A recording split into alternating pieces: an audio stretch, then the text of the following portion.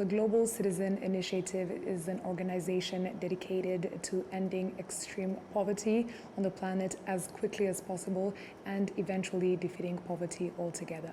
With us in the studio is Ifeoma Chuks-Adizue, the African Director of the Global Citizen Initiative, to tell us more about this noble cause and why people like her are dedicated to achieving it. You're welcome.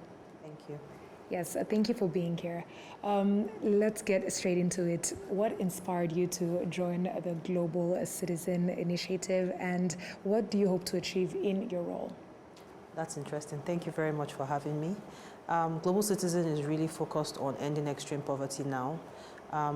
Poverty and ending poverty has been extremely personal to me. I remember back in my university, I actually wrote my thesis on the impact of government policies on poverty.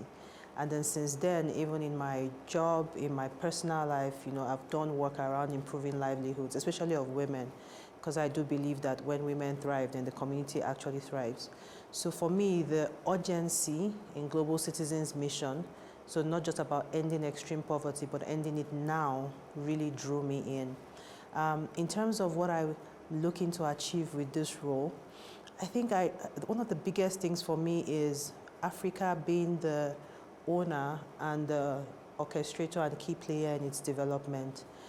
There will be different theses around development, but how do we own our development? How are we able to transform the opportunities that we have as a continent, which is really around our resources, our youthfulness, our youth population? How are we able to transform those and turn around the challenges that we face in a way that really grows us as a continent? So that's, for me, one key thing that I would really love to leave behind with this role. Thank you for that. Now, how will your leadership experience help drive the mission in Africa? Wow, that's interesting. Okay, so my background is really from the private sector. I had 20 years in sales, marketing, media, and leadership. I think within what we're trying to do as Global Citizen, our impact vehicle for the continent is called Move Africa. It's all about creating the first Pan-African live music touring circuit of international standards, world class. It means that we're building. My entire experience as a leader in the last 20 years has been about building brands, building businesses that transform lives, that transform cities. So that will essentially come into this role because it's really all about building the ecosystem that allows the creative economy to thrive, building the infrastructure that is needed for live music touring to happen on the continent, building the talents to the requisite level, ensuring that we have the right level of equipment. So that building mentality, that approach, rolling up sleeves and getting things done would help here. Also, in terms of my background in sales and marketing and partnerships, it also cuts across to not just understanding the solution, but understanding that you can't do it alone. You need to bring people in to support you. And that's what's also needed here. So that comes to play on this role as well. So I'm hoping that entire mix of leadership, sales, media, the different things that I've done would really be foundational to getting this job done. Yes. And what would you say are your top priorities for Global Citizen Africa for the next year? One thing, and it's scaling Move Africa. And I know that in Kigali, we're very, very familiar with Move Africa. We came in 2023 with Kendrick Lamar. We were here early this year with John Legend, and we had local art, Breeza. What we are building is something that allows Africa to be opened up to the entire world. Today, Africa is not included in most world tours. Not because the world doesn't want to come to Africa. We have a very rich culture. We have welcoming people. But because we're not fully ready with regards to the entire ecosystem, infrastructure, technical skill, equipment, and all that. So for me, after 2 successful shows in Kigali, 1 in Lagos, it's about scaling it across more markets in a way that is sustainable, in a way that at the end of 3, 4, 5 years, we can go back to the world and say Africa is ready for touring. And so instead of Move Africa coming to Kigali once every year, it will end up being Move Africa and 1, 2, 3, 4, 5, 6 other international artists or even African artists coming to do their own tours in the city. And we know what would come with that. The whole economic activity, visitors, that for me is like my key focus. How do we scale it how do we deepen what we've done now, make it more sustainable within the markets where we are, which is like Kigali and Lagos, and how do we scale it to more markets in a way that is sustainable? You did mention that the Global Citizen Initiative as well as Move Africa is very familiar with this country, Rwanda. How is this already creating jobs and opportunities in Rwanda? Honestly, Rwanda is a shining star for us. Like, we're immensely proud of the people, the support, the system that has made this possible. Over the last 2 editions that we've had, we've created over 2,000 jobs. When we started out, in terms of our entire crew, the first year was about 75% local crew, local Rwandans. By this year, it was 90%, and so that's creating jobs. It's also created opportunities because in creating the concert, it's not all about bringing the idea and just slapping it in. It's also about taking what is rich in our culture and showcasing it to the world. So in terms of our stage design, it was designed by a Rwandan design artist, you know. In terms of the way the look and feel, we had the agaseke baskets hanging down from the top of the stage. And for me, those kind of things don't just, you know, showcase our culture, but it makes people start asking questions, and it makes people start to understand more about the richness of the place. So those baskets obviously were created by the women in the Nyamarimbo Women's Center. Yes. So that's creating opportunities. And so whilst we're creating jobs, we're creating opportunities. In the last one, we had over 20% of people that came for that. The last Move Africa with John Legend were actually from out of Kigali, at least more than 20%.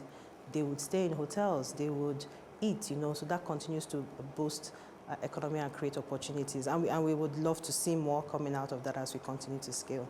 Yes, that is great to hear. Now, what opportunities do you see for collaboration with other organizations addressing poverty and inequality in Africa? Amazing. I think from our own end, collaboration is key. Just like when you're building a building, you have different people on site. You have the bricklayers, you have the architects. It's the same thing with what we're building. Collaboration is really key. And we need collaboration from other players, other NGOs in the space. When we had the one this year, we collaborated with the Ministry of Health. We collaborated with, we have the Harambee Entrepreneurship Program that we collaborate with them in terms of the young people's program we do. So there are different ways, because Move Africa is not just the concert. There's an underlying things under it. There's the capacity building for the young people that we do. There's the health outreaches that we do. So we collaborate with other local players. We also will collaborate with private sector, because in terms of what we're building, like I said, is everybody. And then the private sector can and will come in different ways. They can come in as funders, they can come in as investors, they can come in as sponsors of the concert itself, sponsors of the creator labs. You know, so collaboration is really key for us, collaboration and partnerships.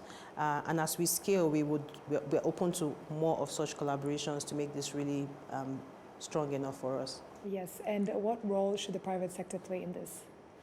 Private sector, I think it's looking at it from the lens of, this is my contribution to building my country. Because like I say, the private sector can come in from the angle of, I'm investing, either in infrastructure, I'm investing either in the concert itself, I'm funding any of the programs. Because at the end of the day, it's not about activities and just simple metrics. It's building something that is sustainable. Plus, for private sector, especially brands, you know, one thing, I have a marketing background. One thing brands like is number of people I can showcase my brands to, I can showcase my products to. The Move Africa concerts is also a great place for brands to showcase their products. So they can also come in as sponsors, especially as we're working towards the 3rd edition next year. Yes, and do you see opportunities to work with African innovators? Perfect. Of course. Of course. A lot of everything that we do today and will continue to do continues to, you know, roll on the platform of technology. We have our Global Citizen Prize winners, and in that program, we're constantly, you know, working with social innovators that are leveraging technology to drive their solutions. We have people that have used solar to be able to power work environments for certain places. We have people that have been able to transform clean energy to accessible for everybody. We have people that are able to use AI, to make changes. So we continue to support social innovators that are leveraging tech. And even in the work that we do, we also do leverage tech, because Global Citizen is about advocacy. And young people, our global citizens, take actions. And they take actions on our app. We leverage WhatsApp, so that wherever you are, whether you even have limited internet or not, you can still take actions. And so we're using technology to really drive the whole thing and continue to reward those that do so too. Yes, and lastly, as we conclude, what message do you have for global citizen supporters in Africa? That's one. I think for me, one big message is Africa is ours. And the sooner we own it and continue to own it and continue to believe that each and every one of us has a role to play in Africa's development, the sooner we would be able to move closer and closer to our dreams. The Africa we dream of can also come about when we start to put our own one action in. And thankfully, with organizations like Global Citizen, one simple action can actually help you to drive change that you possibly wouldn't have imagined you would do alone. So continue to push your best, be resilient, pursue your dreams, believe in Africa, and be a global citizen. You can join our app and you can continue to take actions that enable us to make the change that Africa needs. Yes. Once again, thank you very much, Ifeoma, for joining us here in the studio and for sharing the mission that is a Global Citizen and for what you continue to do for the African continent. Thank you. Yes.